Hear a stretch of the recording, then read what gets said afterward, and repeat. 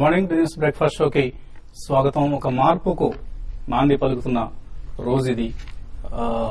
So భారతదేశ చరిత్రను భారతదేశ చరిత్రను ఒక మేలి మలుపు తిప్పబోతున్న రోజుగా అందరూ భావిస్తున్న రోజు కూడా ఇది.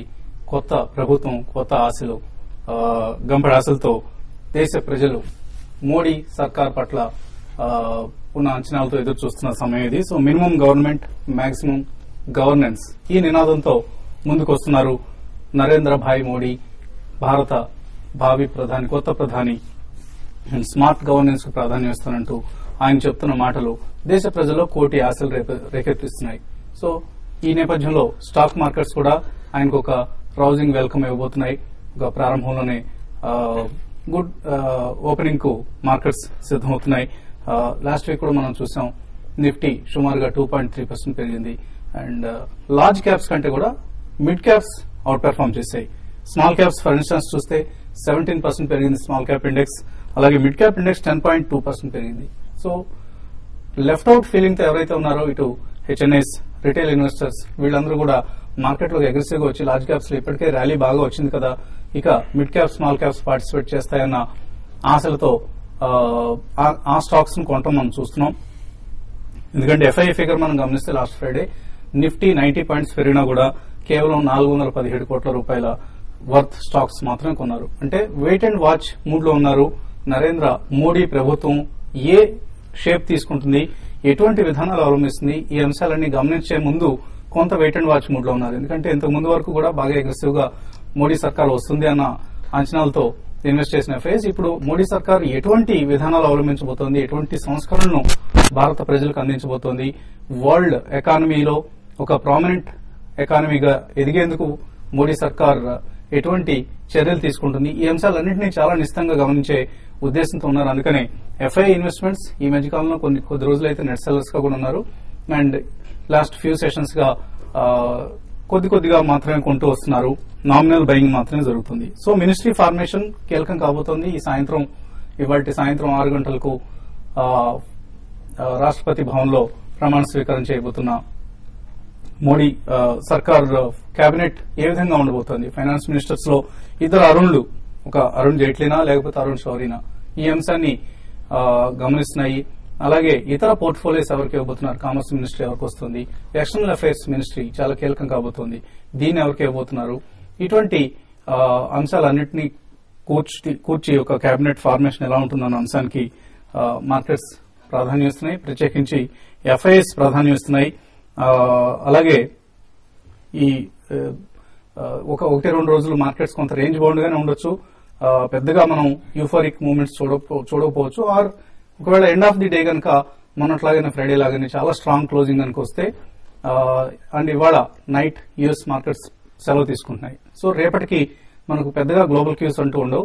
సో రేపు మన మార్కెట్స్ మన క్యూస్ ఆధారంగానే కదలాల్సిన అవసరం కాబట్టి end of the day trading ఎలా ఉంటుందన్నది కూడా కొంత ఆసక్తిదాయకంగా ఉంది. అండ్ ఈ నేపథ్యంలో అందరూ మార్కెట్స్ పట్ల బులిష్ ఉన్న సమయం ఇది. చాలా అప్రమత్తంగా ఉండాలి. ప్రత్యేకించి కొత్తగా మార్కెట్స్ లో ప్రవేశించే వాళ్ళు చాలా అప్రమత్తంగా ఉండాలి. మార్కెట్స్ బాగా పెరుగుతున్నాయి కదా అని ఏదో ఒక షేర్ కొనడం అనేది పద్ధతి కాదు. లాస్ట్ ఫ్రైడే కూడా చూసాం మనం. పిఎస్యూ బ్యాంక్స్ పట్ల ఒక రీరేటింగ్ వచ్చిందంటే స్టేట్ బ్యాంక్ ఆఫ్ ఇండియా రిజల్టే దీనికి ఒక ఉదాహరణ. చాలా స్ట్రాంగ్ గా పాజిటివ్ గా వచ్చింది state bank of India result. దాంతో ఎస్బీఐ షేర్ 9% పైగా పెరగడం చూసాం. అలాగే కెనరా బ్యాంక్ లాంటివి కూడా ఫాలో అప్, అంటే state bank of India result impact తో 13% పెరిగింది కెనరా బ్యాంక్. సో ఇటువంటి మూవ్స్ చాలా ఉంటాయి. కేర్ఫుల్ గా ఉండండి. PSU, infrastructure and domestic cyclicals, ఈ స్టాక్స్ ను ప్రతి డిక్లైన్ లో తీసుకోండి. అలా అని చెప్పేసి ప్రతి ఇన్ఫ్రా కంపెనీని పేర్చేవారు ఇన్ఫ్రా లేకపోతే పవర్ ఏదో ఉంది కదా అన్నట్లు ఆ ఉద్దేశంతో మాత్రం ఏ కంపెనీని కొనొద్దు.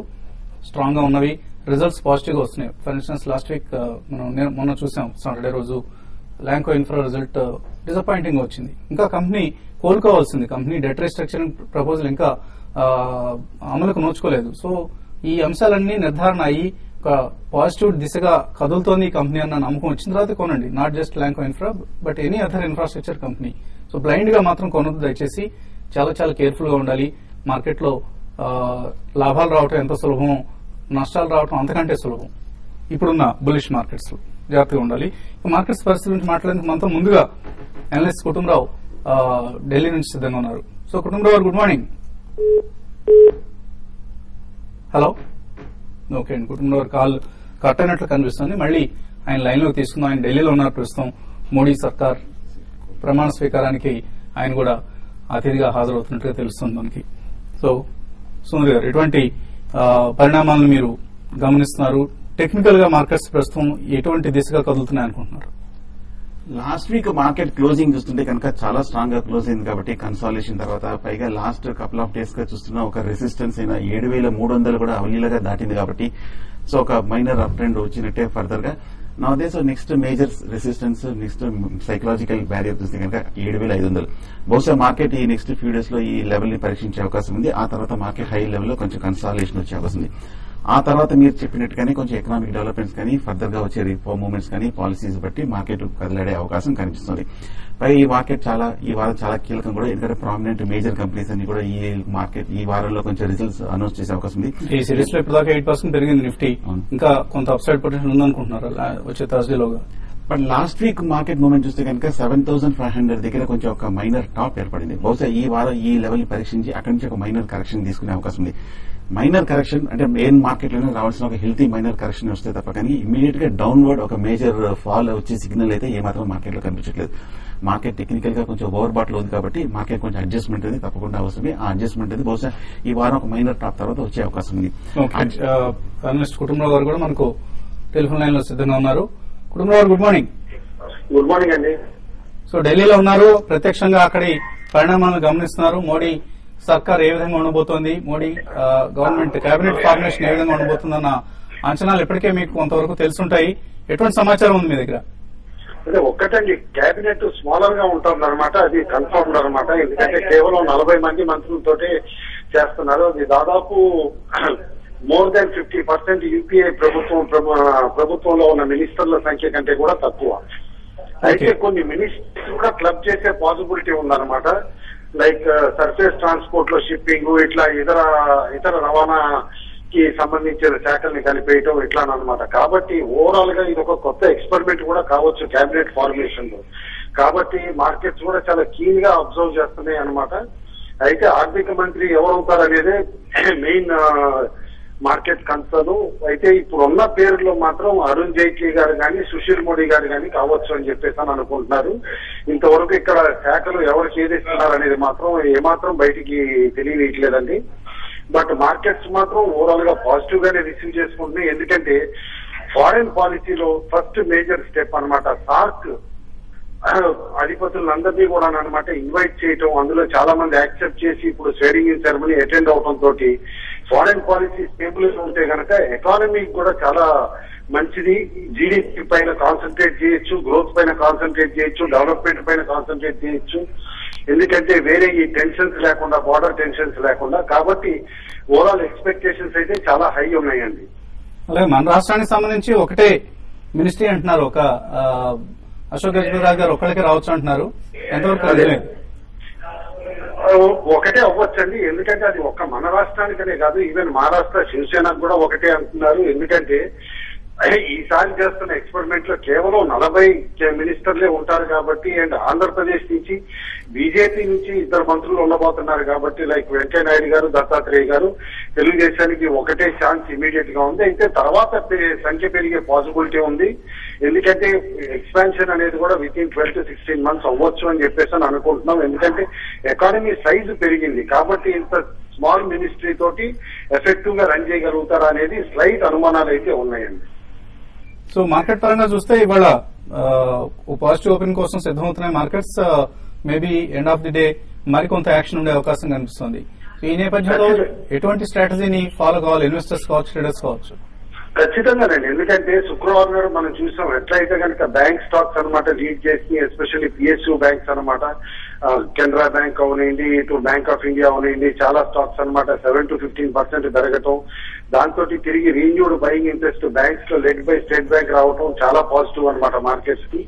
అండ్ ఈ వారం F&O సెటిల్మెంట్ కూడా ఉంది. ఆల్రెడీ మేలో మనం కేర్ఫుల్ గా అబ్జర్వ్ చేస్తే మార్కెట్ దాదాపు 8 to 10% పెరిగింది. చాలా స్టాక్స్ అయితే దాదాపు 20 to 25% పెరిగింది. కాబట్టి షార్ట్ కవరింగ్ ఉంటుందని చెప్పేసి కూడా అనుకుంటున్నాను. షార్ట్ కవరింగ్ లో ర్యాలీ బాగా వచ్చే పాసిబిలిటీ కూడా ఉందండి. ఇన్వెస్టర్స్ మాత్రం అనవసరంగా షార్ట్స్ అయితే అటెంప్ట్ చేయొద్దని చెప్తున్నాను. ఓకే అండి. సో ఈ నైట్ ప్రమాణ స్వీకారం తర్వాత వచ్చేయండి. రేపటి మార్నింగ్ సెషన్ లో మీరు ప్రత్యక్షంగా పాల్గొనే అవకాశం కోసం ఇన్వెస్టర్స్ ఎదురు చూస్తున్నారు.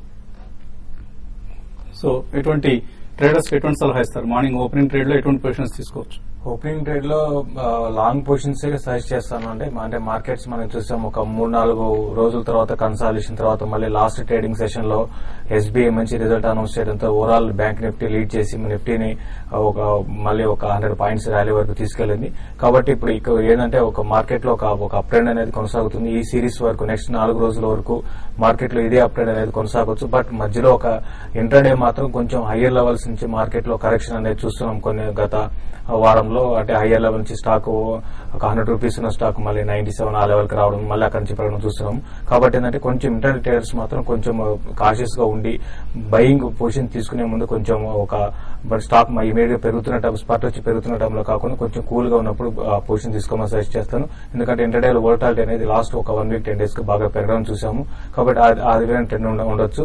ఈ రోజు చాలా వరకు మార్కెట్స్ లో కొన్ని మిడ్ క్యాప్ స్టాక్స్ బాగా పెరగడానికి అవకాశం ఉంది. పిఎస్ మిడ్ క్యాప్ స్టాక్స్ చాలా స్ట్రాంగ్ గా అప్ ట్రెండ్ కి రావడం చూసాము. అటువంటి వాటి అంతా లాంగ్ పొజిషన్ తీసుకోమంటాను. నేను ఇన్ఫ్రా స్టాక్స్ కూడా చాలా స్ట్రాంగ్ గా అప్ ట్రెండ్ ఉండే కొనసాగే అవకాశం ఉంది. వాటిలో కూడా పొజిషన్ తీసుకోమంటాను. అయితే ఈ రోజు మార్కెట్స్ కొంచెం ఫ్లాట్ గా ఉన్నా కూడా స్టాక్ స్పెసిఫిక్ యాక్షన్ ఉంటుంది. ఓవరాల్ లాంగ్ పొజిషన్స్ కే సజెస్ట్ చేస్తానండి. 7408 13 పాయింట్ల లాభంతో కనిపిస్తుంది ఎస్టీఎక్స్ నిఫ్టీ. ఒక బ్రేక్ తీసుకున్నాం. బ్రేక్ తర్వాత ఇన్వెస్టర్స్ నుంచి కాల్స్ అలాగే మెయిల్స్ కూడా చూద్దాం.